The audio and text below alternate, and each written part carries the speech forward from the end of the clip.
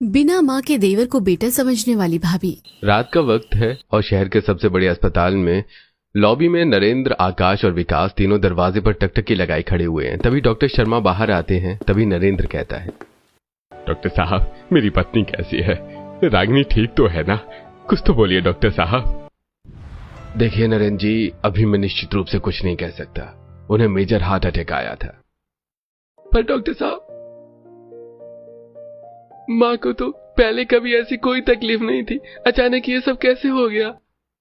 देखिए, heart attack कभी पता कर नहीं आता। अगले कुछ घंटे बहुत क्रिटिकल है। आप लोग बस दुआ कीजिए। डॉक्टर इतना कहकर चले जाते हैं। नरेंद्र वहीं बेंच पर गिर जाते हैं और फूट फूट कर रोने लगते हैं। आकाश और विकास भी अपने आंसू नहीं रोक पाते। अगर रागिनी को कुछ हो गया तो इस घर का क्या होगा? मैं अपने इन दोनों बच्चों को माँ के बिना कैसे संभालूंगा? पिताजी, ऐसी बातें मत कीजिए। भगवान से प्रार्थना कीजिए, वो सब ठीक कर देगा। छोटे, तू भी बोल भगवान जी से। तभी विकास हॉस्पिटल में रखी भगवान जी की मूर्ति के सामने जाकर हाथ जोड़कर प्रार्थना करते हुए कहता है, भगवान जी, मेरी मम्मी को जल्दी से ठीक कर दो। मैं कभी शरारत नहीं करूंगा। कुछ देर बाद नरेंद्र और आकाश खुद को संभालते हुए वहां आते हैं और नरेंद्र आकाश से कहता है, आकाश, तू विकास को लेकर घर चला जा।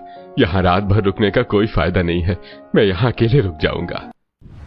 नहीं पिताजी, आप थक गए होंगे, मैं रुक जाता हूँ। आप छोटे को लेकर घर चले जाइए। नहीं बेटा, मेरी बात मान। विकास छोटा है, अस्पताल का माहौल उसके लिए ठीक नहीं है। तू उसे ले जा और सुला दे। ठीक है पिताजी, मैं सुबह जल्दी आ जाऊंगा। आप अपना ख्याल रखना और कुछ भी हो तो फोन करना। आकाश विकास का हाथ पकड़कर घर की तरफ निकल जाता है। घर पहुंचकर विकास सीधा अपने कमरे में चला जाता है। थोड़ी देर बाद आकाश का दोस्त नितिन उससे मिलने आता है और कहता है, मैंने सुना है कि तुम्हारी मम्मी की तबीयत बहुत खराब है, इसलिए दौड़ कर आया। कैसी है अब आंटी? हाँ यार नितिन, मम्मी अस्पताल में भर्ती है। डॉक्टर कह रहे हैं कि हालत बहुत सीरियस है। यार विकास, भगवान करे तेरी माँ जल्दी ठीक हो जाए। सच कहूँ तो माँ का होना बहुत जरूरी है। क्यों यार, तू ऐसा क्यों कह रहा है? क्या माँ के बिना घर नहीं चल सकता? भैया और पापा तो है ना? तुझे नहीं पता भाई, जब माँ नहीं रहती ना तो घर में भाभी आती हैं और वो बहुत जुल्म करती हैं। जब तक मेरी माँ जिंदा थी मेरी भाभी मुझसे बहुत प्यार करती थी, पर जब से माँ मरी है ना वो बदल गई है। क्या सच में भाभी इतनी बुरी होती हैं? हाँ, वो मुझे सिर्फ सूखी दाल रोटी देती हैं, खुद अच्छा अच्छा खाना खाती हैं और मुझे रूखा सूखा खिलाती हैं। जरा सी गलती होने पर चिल्लाती हैं और कभी कभी तो मार भी देती हैं। खेलने भी नहीं जाने देती।